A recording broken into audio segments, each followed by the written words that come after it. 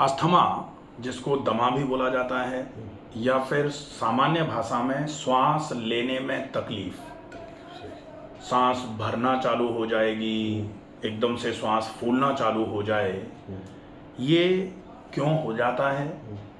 इसके होने में सबसे सहायक प्रक्रिया जो है वो है एलर्जी। धूल की, मिट्टी की, धुएं की, फ्रेगरेंस, खुशबू, बदबू, ये सारी चीज़ें हैं। जब नाक में एलर्जी करती हैं तो नाक की एलर्जी की वजह से नाक धीरे धीरे करके बंद रहना चालू हो जाती है और फिर फोर्सफुल सांस हम खींच के भरते हैं। इसकी वजह से धीरे धीरे करके रेस्पिरेटरी ट्रैक्ट में इन्फ्लेमेशन या इन्फेक्शन होना चालू हो जाता है। इन्फ्लेमेशन होता है तो इसको आइटिस से कहते हैं। तो जैसे राइनाइटिस, जैसे यहाँ आ गए तो लैरिंजाइटिस, यहाँ आ गए तो ट्रैकियाइटिस, और फेफड़ों में हो गया तो ब्रोंकाइटिस।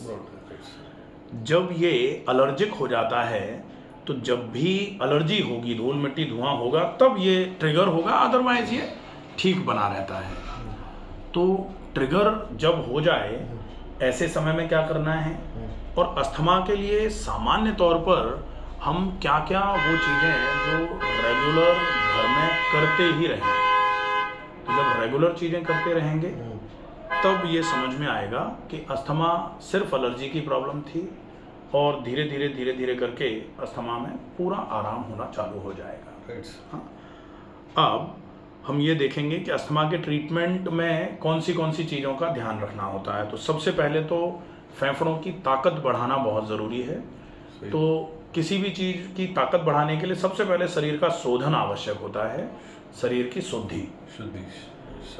इस शुद्धि में सवेरे का रूटीन, जिसको मॉर्निंग रूटीन बोलते हैं, वो फिर कुछ व्यायाम जो फेफड़ों को साफ करने के साथ साथ फेफड़ों की ताकत बढ़ाने का काम करें, फिर कुछ आहार चिकित्सा, फिर कुछ प्राकृतिक चिकित्सा के इलाज, और फिर परहेज। ये 5 पॉइंट हैं। इन पांचों को एक एक करके अपने को समझ लेना है। तो सबसे पहला है, आप मॉर्निंग रूटीन को समझेंगे, सवेरे का रूटीन कैसा होना चाहिए। तो सवेरे के रूटीन के लिए आप जल्दी जागें। ये सवेरे का रूटीन ऑलमोस्ट सबका सेम होता है। तो सवेरे जल्दी जागें। पुराने समय में कहावत कही जाती थी कि ब्रह्म मुहूर्ते उत्तिष्ठे स्वस्थो रक्षार्थमायुषः। अगर कोई व्यक्ति सवेरे जल्दी जग जाए तो ये सबसे पहली सीढ़ी होती है कि वो स्वस्थ रहना चालू हो जाएगा। तो जैसे ही जागते ही 3 ग्लास, अभी चूंकि गर्मियां हैं तो आप सादा ही पानी पिएं, अदरवाइज जिनको अस्थमा होता है, जिनको सांस की एलर्जी होती है, उनको थोड़ा गुनगुना पानी पीना चाहिए। बाकी अभी तो चूंकि गर्मियां खूब हैं तो आप नल का पानी पिएंगे तो वही अपने आप में कोसा गुनगुना सा तो लगता ही है। तो वो 3 ग्लास पानी पिएंगे। पानी पीने के बाद 10 मिनट रुकेंगे, फिर मोशन जाएंगे, उसके बाद मंजन कर लेंगे। मंजन के बाद ऑयल पुलिंग, ये आपके मुंह के लिए, गले के लिए और पूरे पाचन तंत्र के लिए बहुत अच्छी क्रिया है। ऑयल पुलिंग मतलब 1 चम्मच सरसों का तेल मुंह में भर के जोर से चलाया, उसके बाद उसको थूक दिया। अच्छा, सरसों का तेल बढ़िया रहेगा। ठीक, उसके बाद थूक दिया, थूक करके सादे पानी से कुल्ले गरारे कर लिए। उसके बाद नश्य करेंगे। अब नश्य जो मतलब नाक में गाय का घी डालना है, उसके पहले अपन जैसे सवेरे यहाँ जो कर रहे हैं, सवेरे आप सबसे पहले नेती करते हैं, उसके बाद सफेदे की भाप करते हैं, उसके बाद नश्य करते हैं। ठीक है, तो ये अपन घर में भी चालू रख लेंगे। एक तो जल नेती, दूसरा सफेदे की भाप, और तीसरा नश्य। ठीक है, अब नश्य करने के बाद हम फ्री हो गए। अब नाक में घी डालना। इसके बाद अब हम 1/4 चम्मच हरड़ का पाउडर लेंगे। सप्ताह में 2 दिन लेंगे बस, 200 ml पानी के साथ। अच्छा, सप्ताह में 2 दिन। जैसे अगर आपने संडे को लिया है तो वेडनेसडे को ले लिया, तो वेडनेसडे संडे 2 दिन फिक्स कर लीजिए, ये लेते रहेंगे। ये घी डालने के बाद में? हाँ, घी डालने के बाद गिलास में डाल के 1/4 चम्मच हरड़ का पाउडर मुंह में डाला और ऊपर से 1 गिलास पानी पी लिया। अच्छा, सीधा तो वो पेट की पूरी धुलाई सफाई कराने में मदद करेगा। ठीक है सर। इसके बाद अब व्यायाम आ जाता है। तो ये पहला रूटीन हो गया। अब व्यायाम में सबसे अच्छा है आप जितना टहल पाएं आसानी से उतना टहल लीजिए। फिर योगा फॉर अस्थमा, ये पूरा एक योगा का वीडियो है, ये कर लेंगे। ठीक है सर, मैं करता हूँ। Okay sir. फिर अनुलोम विलोम प्राणायाम 10 मिनट और डीप ब्रीदिंग लगभग कम से कम 100 बार। डीप ब्रीदिंग मतलब लंबी सांस भरना, पूरी सांस को धीरे धीरे छोड़ना। ठीक है सर। ये बहुत अच्छा रहेगा। ठीक है सर। ये पूरा हो जाए उसके बाद सीधे लेट के आराम करेंगे। तो ये दूसरी क्रिया हो जाती है, पहली सवेरे की और दूसरा व्यायाम चिकित्सा। अब तीसरा आता है आहार चिकित्सा में आपको क्या क्या रखना है। तो आहार चिकित्सा में बेसिक ध्यान रखना है, एक तो सबसे पहले तो पानी पूरे दिन में ज़्यादा पीना है। राइट सर, वो पीता ही। और कोशिश करें शाम को 6 बजे के पहले पहले पी लिया जाए, अदरवाइज फिर प्रोस्टेट प्रॉब्लम करेगा। 6 बजे से पहले पहले ही शाम को 6 बजे के पहले पहले पानी खत्म कर दो।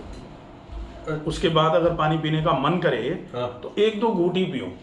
उसके बाद अपन ऐसा नहीं कि अपन 2 गिलास पानी पी लें एक साथ, फिर वो पानी रात को परेशान करेगा। तो फिर खाना जैसे 6 या 7 बजे खाऊं कब? उसके बाद उसके जैसे 7 बजे, क्या 7 बजे के पहले पहले अपने को भोजन ले लेना है। उस भोजन के बाद आप आधा गिलास पानी पी सकते हैं, क्योंकि आप पानी की क्वांटिटी सवेरे पूरी कर चुके हैं। अच्छा, पूरे दिन में बहुत ज्यादा ले चुका। अब आपको शाम के भोजन के बाद क्लेदन के लिए भोजन अच्छे तरीके से मिले, जैसे चटनी भी अपन पीसते हैं तो उसमें पानी नहीं डालो तो फिर पिसती नहीं है, थोड़ा पानी डाल के पीस लेते हैं। ये घंटे बाद में एक खाने लगभग 40 मिनट के बाद। 40 मिनट, ठीक है सर। ये हो जाएगा। ठीक है। अब फिर आपका पानी कम ही लूं। रात को पानी लेना ही नहीं चाहिए। रात को 2, 5, 10 दिन 15 दिन तक तो थोड़ी तकलीफ लगेगी, क्योंकि आदत है। अब वो आदत छूट जाएगी 15 दिन के बाद, उसके रात को पानी की आवश्यकता नहीं है, पानी दिन में। सही। और रात को अपन अगर जग जग के पानी ही पियेंगे तो फिर बार बार यूरिन भी जाएंगे। तो यूरिन गए, पानी पिया, फिर यूरिन जाएंगे, फिर पानी पिया, वो गड़बड़, रात भर पूरा डिस्टर्ब रहते। वो एक प्रॉब्लम जो प्रोस्टेट की है ना, वो भी है, तो उसको भी मैनेज करना है। तो पानी शाम को 6 बजे के बाद ज़्यादा क्वांटिटी में पानी ना लिया जाए, इसका विशेष ध्यान रखेंगे। नाश्ते में वेजिटेबल दलिया ले लेंगे। दोपहर के खाने में मोटे आटे की रोटी, सब्जी की मात्रा ज़्यादा, छाछ दही नहीं लेंगे। छाछ दही नहीं लेंगे। ये मैं 9-10 बजे खाना लेता हूँ। हाँ, कोर्ट जाने के बढ़िया। तो छाछ दही मत लीजिए। छाछ दही क्या होगा कि जैसे श्वास की समस्याएं हैं, ये खटाई में आती हैं, ठंडी में होती हैं। ठीक है। अगर लेने का मन ही करे बहुत ज़्यादा तो थोड़ा छौंक लगवा के रायता बनवा लो, तो कम क्वांटिटी में ले सकते हैं। बेहतर। समझ।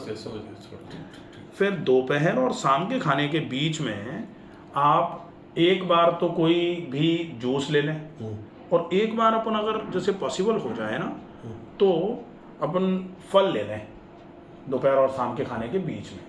दोपहर और शाम के जैसे 3 बजे के आसपास। मैं सुबह 9 साढ़े 9 बजे घर पे खाना खा लेता हूँ। ठीक है। उसके बाद कोर्ट जाता हूँ। ठीक है। 2 और 3 के बीच में वापस लेता हूँ, टिफिन ले जाता हूँ। अच्छा, हाँ, तो वो भोजन हो गया आपका 2-3 बजे। ठीक है। वो तो आपका जो ब्रेकफास्ट का टाइम है उसमें आपने ब्रंच कर लिया, चपाती सब्जी खा ली।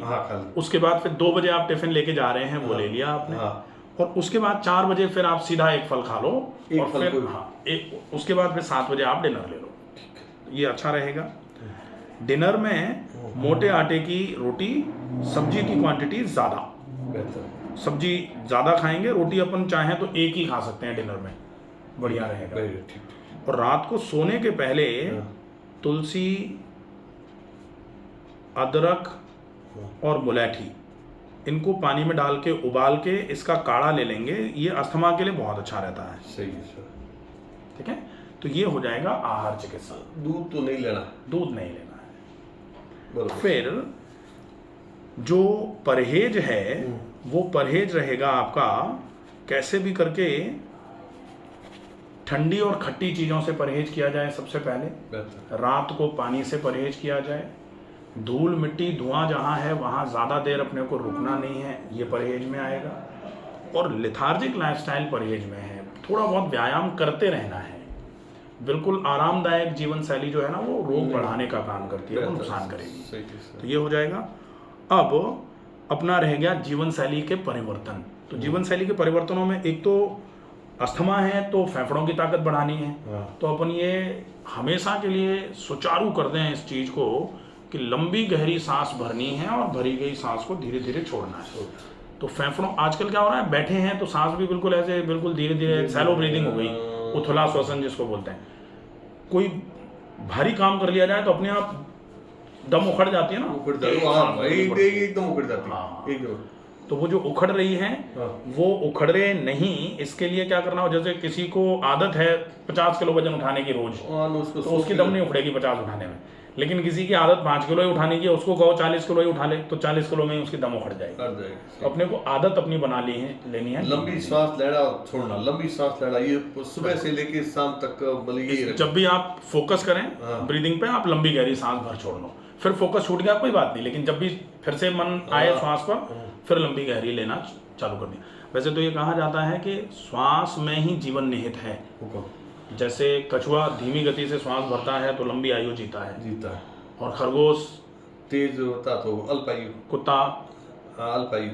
तो ये चीज़ें केवल कहने के लिए नहीं है, वास्तविक। इनसे अपने को समझना भी है और इनसे सीख करके अपने को फॉलो भी करना है। Right sir. तो ठीक हो जाएगा, इतना पर्याप्त है, इतना अपन चालू कर। जुकाम में भी यही, जुकाम का दोनों का जुकाम ये- और अस्थमा दोनों का ही आ जाएगा।